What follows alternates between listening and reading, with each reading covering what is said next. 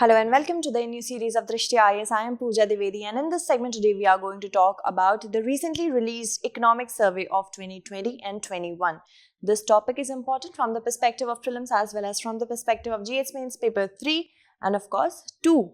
So if we talk about the topics of discussion, let's look at them. First of all, we will talk about why news, then we will talk about the key points or the highlights of the economic survey of 2020 and 21. Then we will talk about the economic survey. What is it basically? What does it do? Background of it. We will talk about the challenges, the way forward, and in the midst of the segment, I am going to ask you a pre-based question for which if you know the answer, kindly comment in the comment segment. So let's begin with why in news, because economic survey has been released for the year 2020 and 2021. What does it say?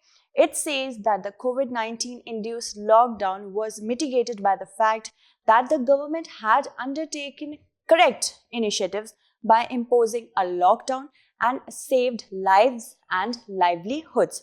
If we talk about what theory did it put into practice, if we talk about the lockdown, the short-term pain which led to long-term gains according to the economic survey of 2020-21, the proper theory of Hansen and Sargent, which says that in the course of emergency or worst case scenario, if we talk about a worst case scenario according to this theory, then whatever is possible shall be done in order to minimize every kind of loss. Now in this case, the economic survey has said the loss was of loss of lives and livelihood. So if we talk about the economic survey, it was hashtag.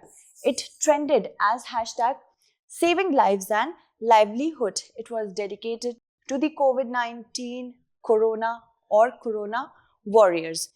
And COVID warriors joined hands to uphold India.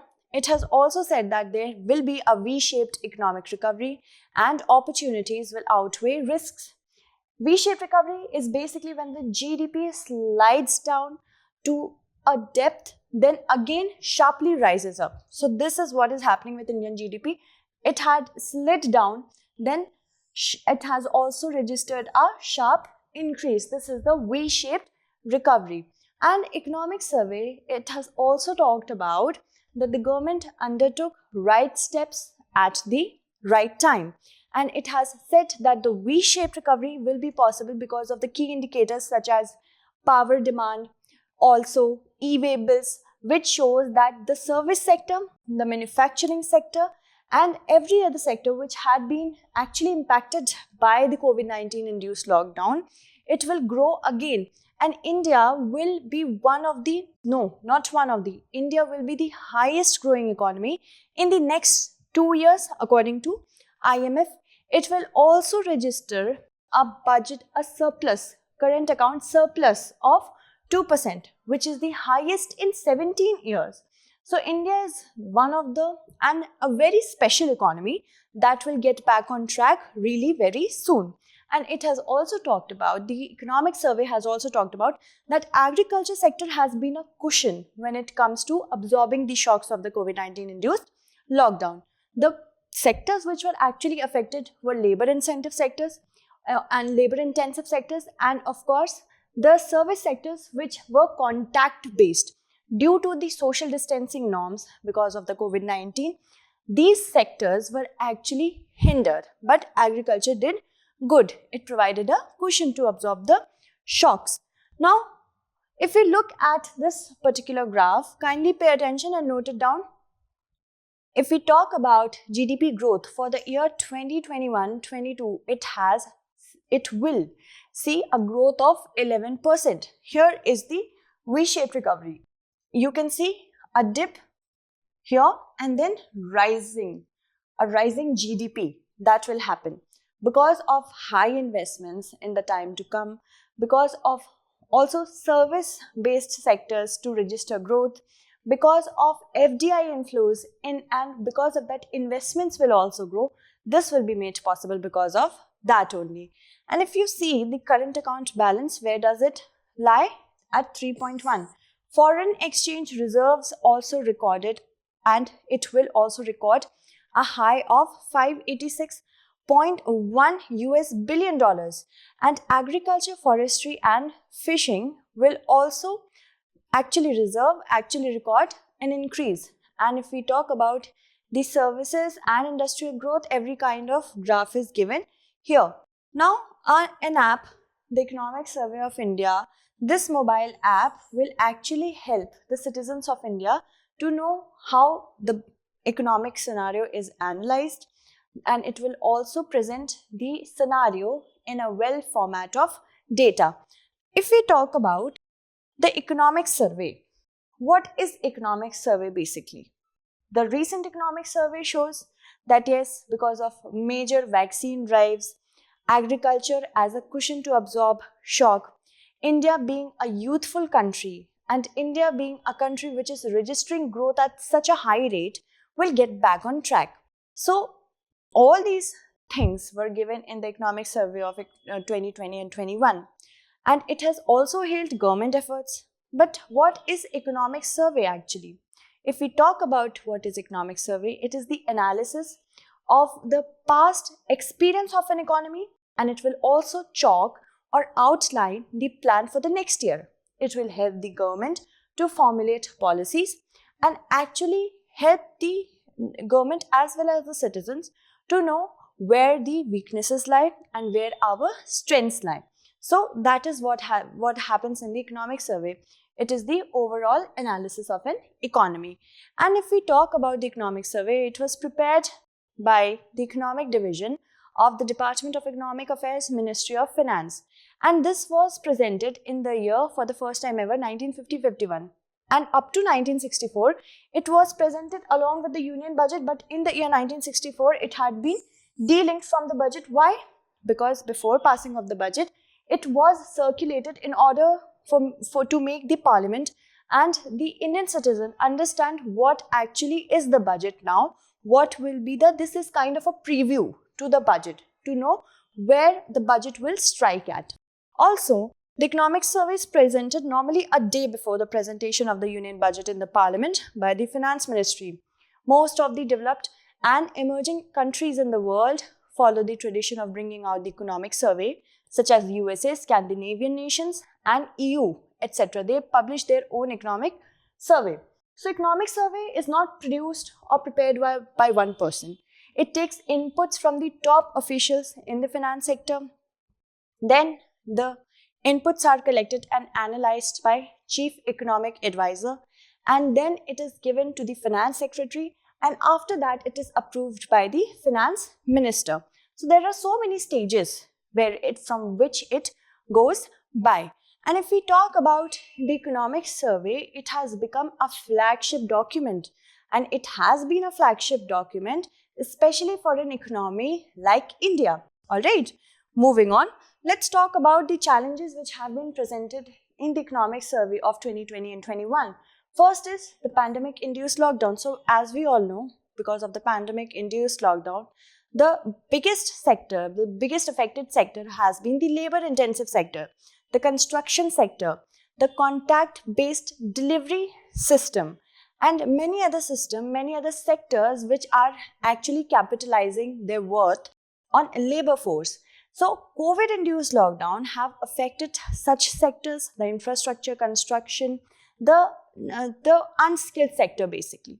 So that has been presented as a challenge in the economic survey by saying that these sectors which have been badly or negatively impacted, they will come about on a proper route after a point of time, but they will continue to remain a challenge for some time after the COVID-19, some time after the normalcy prevails after COVID-19 induced lockdown. The next one is less bank credit to major sectors. Before the COVID-19 induced lockdown, a year before as well, the sectors such as real estate, construction, infrastructure, as well as big projects such as the road infrastructure projects, these were not seeing any kind of credit inflow because of the poor balance sheet problem, because of rising non-performing assets. So these were the sectors which have been affected because of low credit inflow, and that is still posing a challenge to these sectors. High food price and inflation because of the COVID-19 induced lockdown, the service delivery system the supply chain was distorted. Because of that, the prices of food they rose up to an extreme level, and that is why it actually led to inflation. That has also been presented as a challenge. If we talk about the way forward, the first way forward here is infrastructural investment. Here, national infrastructure pipeline, this has been hailed as a right move, as a step in the right direction.